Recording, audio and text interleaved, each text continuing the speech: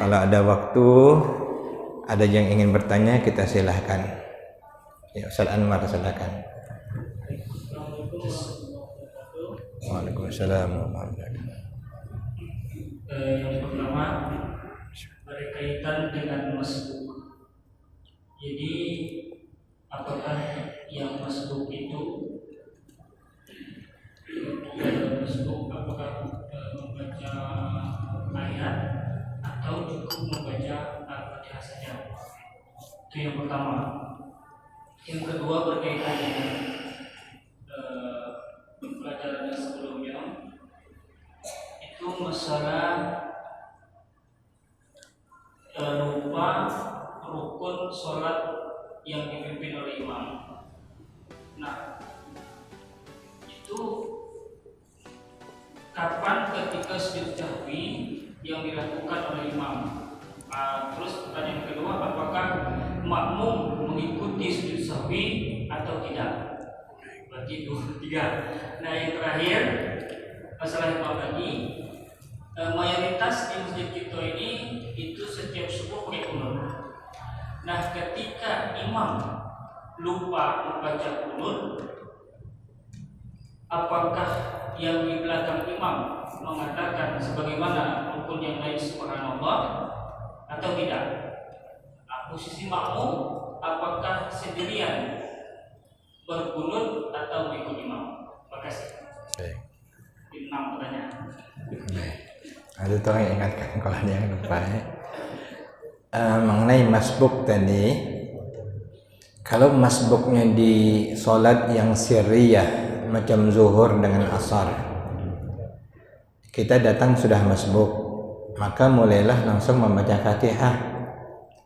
Kalau kita tidak tahu, sebaiknya langsung membaca Bismillahirrahmanirrahim, Alhamdulillahirrahmanirrahim.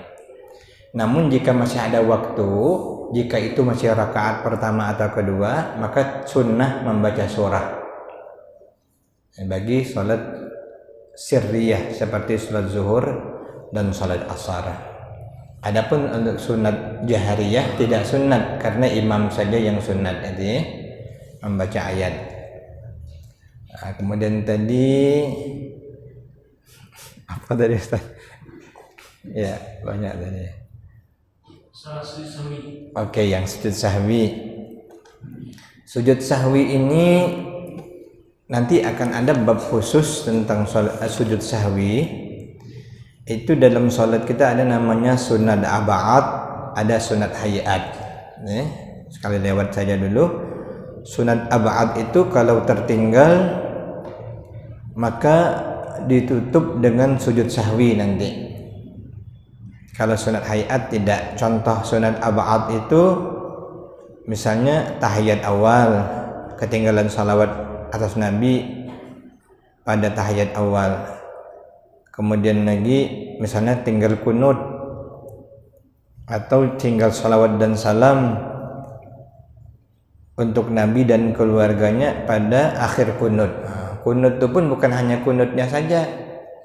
Kalau imam lupa membaca wa sallallahu ala sayyidina Muhammadin nabil ummi wa ala alihi wa sahbihi wa sallam, karena itu disunnahkan yang menjadi imam waktu membaca salawatnya dinyaringkannya lagi, tidak usah berdiam, misalnya sampai fa innaka taqdi wa la yuqda alaik, baca masing-masing, kemudian imam tutup wa sallallahu ala sayyidina Muhammadin nabil ummi wa ala alihi wa sahbihi wa sallam.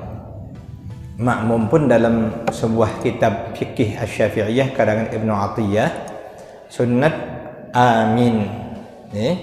Bacalah juga, tapi mendengar imam membaca salawat baca amin untuk meyakinkan imam tidak ketinggalan. Kalau ketinggalan berarti sujud sahwi. Ketinggalan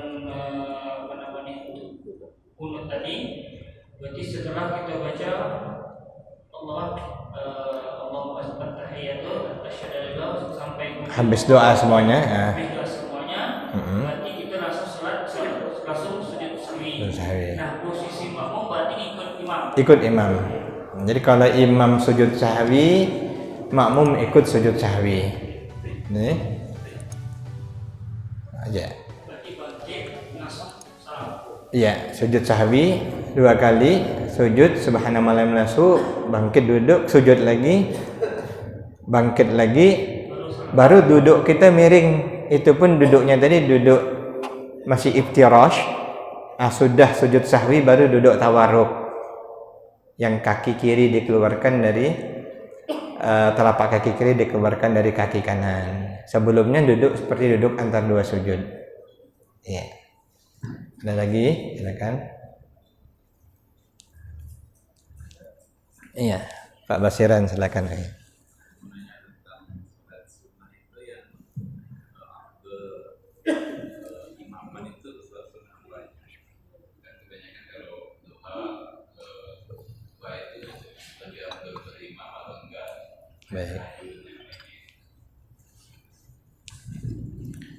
Salat sunnah ada yang warid dari Nabi memang dikerjakan sunnahnya berjamaah, macam sunat tarawih ini, salat sunat hari raya, salat sunat istisqa itu berjamaah. Tapi kalau yang lain tidak ada perintah berjamaah, artinya tidak sunat berjamaah. Seperti salat duha, salat tahajud, tidak sunat berjamaah, tapi tidak juga dilarang. Nih. Jadi kalau dalam kaidah fikih atau kaidah usul, jika tidak diperintah ataupun jika tidak dilarang, hukumnya jaiz, boleh. Jadi salat duha itu boleh nak buat jamaah, boleh tidak. Salat tahajud nak buat jamaah boleh, nak tidak pun boleh, tapi asalnya tidak berjamaah, hanya Nabi mengerjakannya sendiri-sendiri. Apalagi itu memang salat sunnah yang tidak untuk diperlihatkan kepada orang lain. Karena asalnya salat sunnah ini kan sunnatnya di rumah. Jadikan rumahmu bahagian untuk salat sunnahmu, kata Nabi. Awalnya qabliyah ba'diyah pun sunatnya di rumah. Karena sifat sunatnya bonus. Kecuali yang diperintahkan berjamaah. Tapi kalau kita kerjakan berjamaah tidak apa-apa. Tapi di antara pendapat ulama, kalaupun mau berjamaah jangan terus-menerus. Tiap minggu sholat duha berjamaah, sekali-kali buat-buat dewek-dewek. Sholat tasbih jangan jamaah terus, sekali sendiri-sendiri. Supaya jangan diduga orang bahwa itu wajib berjamaah. Nah, itu mungkin Pak Basiran ya. Artinya boleh saja kalau mau jamaah, boleh saja yang sendirian. Jadi selagi kata yang dikerjakan Nabi berjamaah, ikut berjamaah, yang dikerjakan Nabi tidak berjamaah, sunatnya tidak berjamaah. Tapi kalau mau berjamaah boleh. Ada lagi? Silakan. Ya Pak. Waalaikumsalam. Berkenaan dengan tadi pun Pak, bahwa kalau imam tadi terlupa bahwa kunut, menurut Bapak harus sujud sawi Pak. Setahu kami atau menurut sebagian ulama, kalau sujud sawi kalau ada salah satu rukun yang tertinggal, sedangkan yang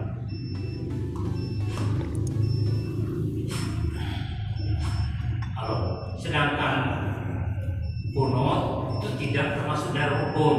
Jadi mengapa dia harus sujud sawi Pak?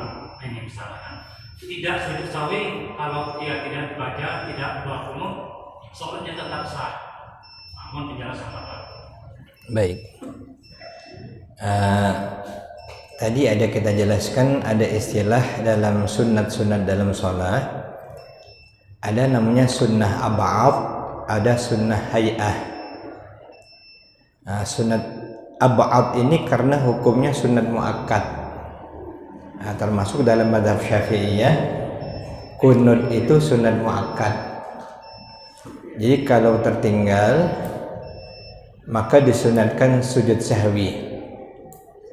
Tujbaru bisujudis sahwi. Idza nasiyal imam sunan al-ab'adi tujbaru bisujudis sahwi.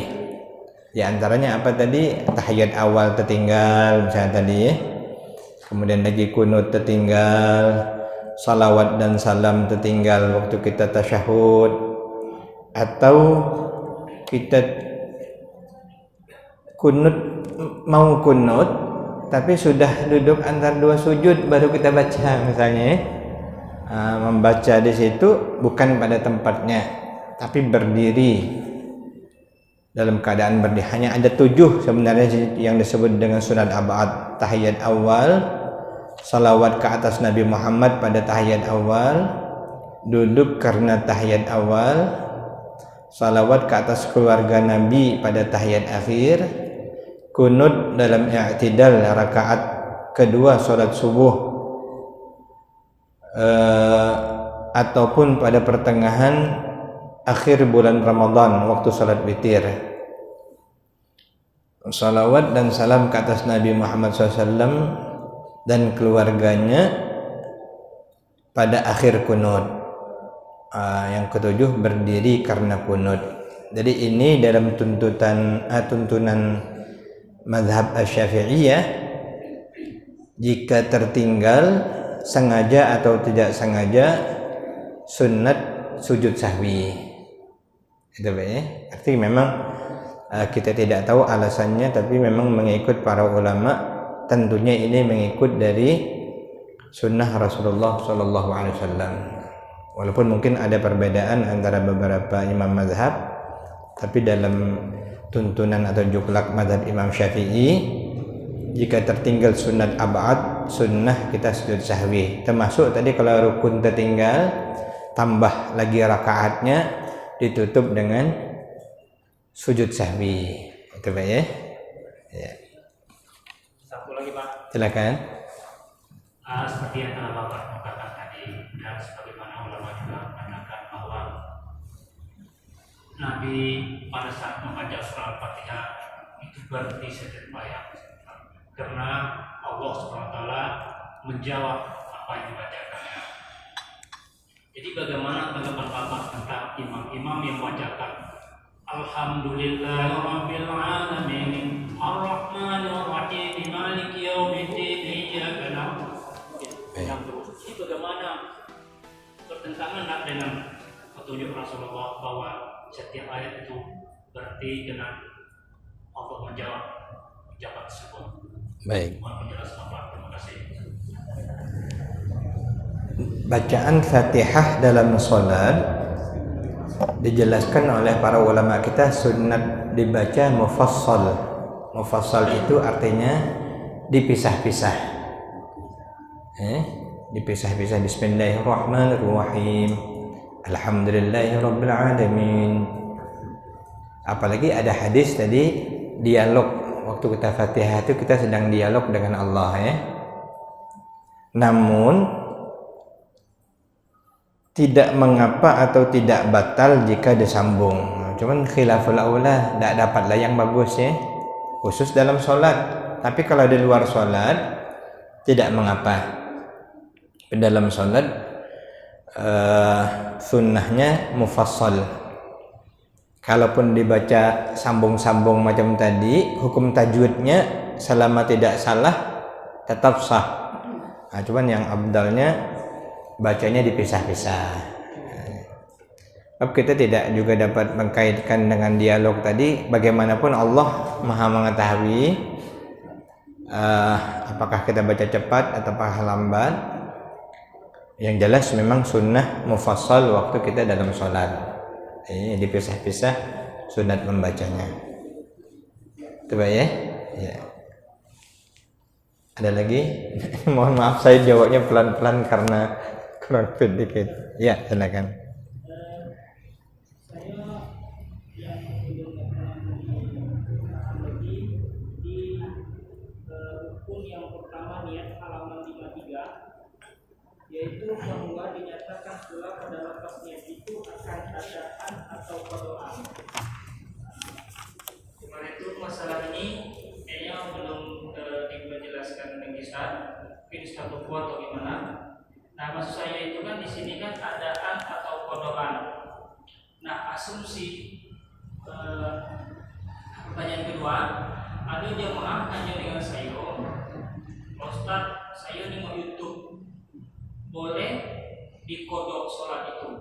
Jadi saya belum jawab sekarang nih, apakah sholat yang selama ini kita ketinggalan atau jemaah saya itu dia merujuk nonton YouTube. Tapi pernah saya belajar di kitab I'anatul Talibin dan saya guru Zaini almarhum bilang tidak ada qadaan salat, tidak ada qada salat, tidak ada qada salat. Nah, jadi di sini saya ragu yang pertama tadi antara lafaz niat adaan dan qadaan itu sini sudah jelas. Artinya kalau seandainya kita di akhir waktu itu maksudnya itu apakah jam, kan kalau taruhlah maghrib jam 18 lewat 21, kita sholat maghribnya jam 6:30. Apakah kita masih pakai adaan atau qadaan? Itu yang pertama. Yang kedua tadi masalah qada sholat tadi. Nah, itu bisa dua itu. Makasih. Baik. Ini mohon maaf, guru Zaini yang dimaksud yang di seberang atau yang seberang ya? Baik. Jadi ini kan sunat ya, sunat menyebut adaan atau qadaan, hukumnya sunnah dalam lafaz niat. Kemudian sudah kita sampaikan walaupun mungkin belum mendetail, untuk waktu yang kita ragu sudah habis waktu atau masih ada waktu, maka jika kita baca adaan sah. Kalau kita baca qadaan pun juga boleh ya. Jadi boleh qadaan, boleh adaan. Khususnya yang ragu. Subuh jam 6, ada beda ya subuh nih. Nah, itu boleh adaan, boleh qadaan. Jadi hukumnya sunnah nyebutnya itu ya. Tapi kalau salah jelas-jelas adaan kita bilang qadaan, itu jadi tidak sah ini. Kemudian jelas-jelas qadaan, awak salat subuh jam 7, adaan juga ini, itu tidak sah. Untuk informasi la qada'a fi shalah, memang ada riwayat yang mengatakan tidak ada qada dalam salat. Nah, sebenarnya ini litahzir, untuk menghati-hatikan kita. Ini dinasakh oleh hadis ad-dain yajib ayyuqda'u kama qala sallallahu alaihi wasallam, hutang wajib dibayar. Wa dainullah ahaqqu ayyuqda, hutang kepada Allah lebih wajib lagi untuk dibayar. Jadi jumhur ulama kita tetap wajib qadaan. Bahkan mungkin pernah kita sampaikan, kalau kita belum sholat zuhur lagi, sholat asar sudah sampai, maka kita wajib mengerjakan qadaan dulu, baru mengerjakan sholat asar. Andai kita berjamaah di masjid, niat kita zuhur bukan asar, niat kita qadaan zuhur walaupun ikut imam yang sedang sholat asar. Mengerjakan yang sunnat tapi yang wajib ditinggalkan, karena kaidah fikhiyahnya al-wajib aula minas sunnah, yang wajib diutamakan daripada yang sunnah. Awak belum sholat isya, orang sedang tarawih, silahkan ikut imam yang sedang tarawih, cuman niat kita niat isya ya, sholat isya dulu. Kalau kita langsung tarawih langsung isya belum, bukan berpahala malah berdosa gitu ya. Nah, itu mungkin itu Ustaz ya. Baik, mungkin waktu kita cukup ya. Amin ya Allah ya Rabbal Alamin. Bismillahirrahmanirrahim. Alhamdulillahi Rabbil Alamin. Allahumma salli ala sayyidina Muhammad wa ala ali sayyidina Muhammad. Allahumma 'allimna ma yanfa'una wanfa'na bima 'allamtana wa zidna 'ilma. Wa sallallahu ala sayyidina Muhammadin wa ala alihi wa sahbihi wasallam. Walhamdulillahi Rabbil Alamin. Assalamualaikum warahmatullahi wabarakatuh.